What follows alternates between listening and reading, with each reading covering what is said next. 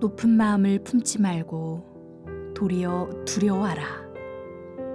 하나님이 원가지들도 아끼지 아니하셨은즉 너도 아끼지 아니하시리라. 하나님 나라에는 주류도 비주류도 없습니다. 다수파도 소수파도 특권 계층도 소외 계층도 없습니다. 돌들로도 아브라함의 자손이 되게 하시는 하나님이시기 때문에 그렇습니다. 참 올리브나무 가지, 즉 유대인을 찍어버리고 야생 올리브나무 가지, 즉 이방인을 접붙여 대신 열매 맺게 하는 분입니다. 하나님의 일하시는 방법을 아는 사람은 어떤 마음의 자세를 가져야 할까요?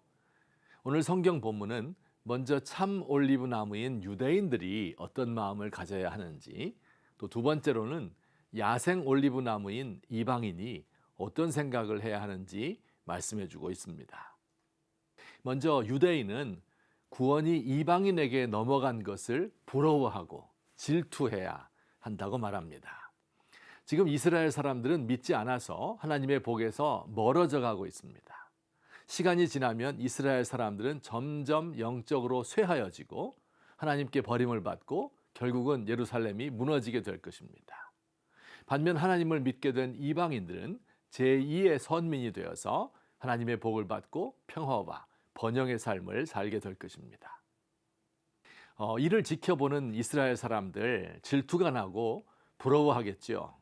아니, 우리가 원래 하나님 백성들이었잖아. 그런데 근본도 없는 저것들이 하나님을 믿고 우리 대신 복을 받는단 말이야. 우리도 이렇게 있을 수는 없지. 이 복을 완전히 빼앗기지 않기 위하여 우리도 다시 하나님께로 돌아가야지. 이렇게 생각해야 한다는 말입니다. 저도 개인적으로 질투하는 사람들이 있습니다. 바로 중국인들입니다. 우리나라는 해방 후 아주 빠른 속도로 기독교가 성장했습니다.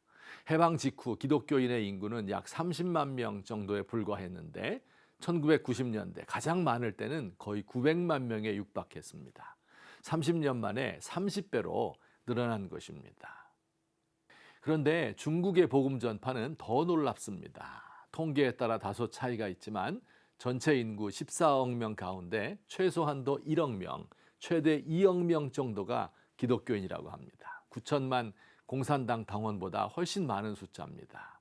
더 놀라운 것은 이러한 성장이 문화혁명 이후 불과 30년 만에 이루어진 일이라는 점입니다. 더욱더 질투가 나는 것은 이 중국인들의 신앙의 열정입니다. 지금도 기억나는 한 분이 있습니다. 우리 교회에서 중국인 근로자를 위한 사역을 할 때 한 중국인 여의사 출신 노동자가 교회에 나왔습니다. 중국은 의사도 봉급이 많지 않기 때문에 돈을 벌기 위하여 한국에 온 것입니다. 그런데 그가 한국에서 예수를 믿었습니다. 교회에 나오려면 시골길을 걷고 버스를 타고 택시를 타고 2시간 걸려야 올 수 있는 길인데 한 번도 빠진 적이 없습니다. 힘든 공장일 하면서 1년에 성경을 10독씩 하였습니다.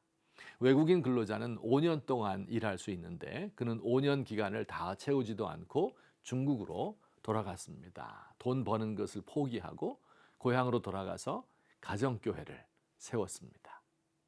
둘째, 오늘 말씀은 이방인들에게 경고합니다. 이방인들은 자신이 얻은 구원을 자랑하지 말고 다시 빼앗길까 두려워하라고 말씀합니다. 유대인들에게 무시를 당하던 이방인들이 이제 복음을 믿었습니다. 그런데 이번에는 이방인들이 오만해져서 유대인들을 무시하는 경향이 생긴 것입니다. 이들에 대하여 말씀합니다. 높은 마음을 품지 말고 도리어 두려워하라. 하나님이 원가지들도 아끼지 아니하셨은즉 너도 아끼지 아니하시리라.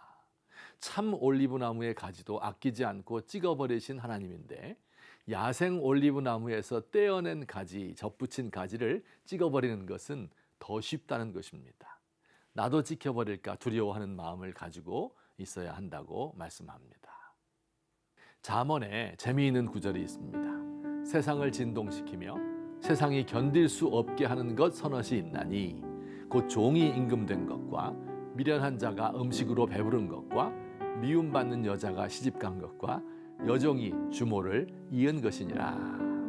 자격이 없는 미천한 사람이 갑자기 신분이 상승하고 가난하여 비굴하게 살던 사람이 졸부가 되고 여종이 얼굴 좀 예뻐서 주인의 눈에 들어 신분이 상승된 사람들입니다. 다른 사람 위에 올라서기를 좋아하고 남 무시하고 잘난 체 하는 것 참으로 보기 싫습니다.